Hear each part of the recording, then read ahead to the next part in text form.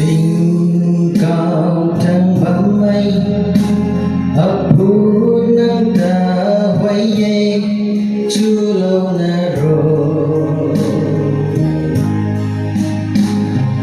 ta sinh thu ngắm mất mây và cớ quay cũng na hoàng nghề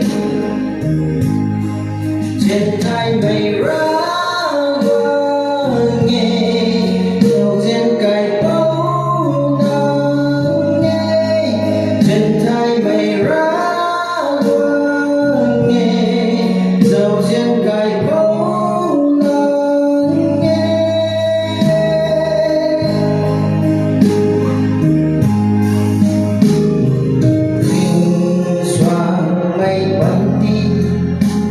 tiếng sáng giang lùng ni quý ram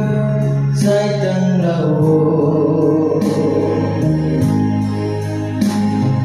vùng nai vang nghe nâng ra sang hoàng con quán khâu hấp qua cơ quầy chân thay mây ra vang nghe rào riêng cài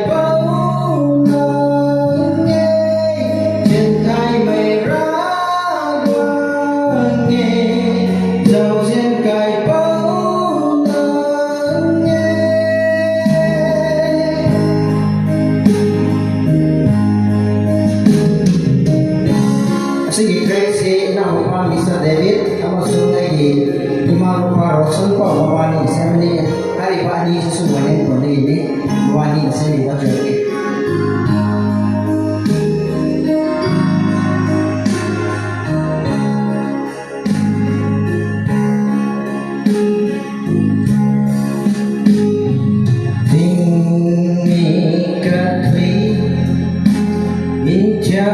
mấy thơ vô na ai luôn na vòng nâng nghi doan khâu in tuần hoa vàng mấy nhẹ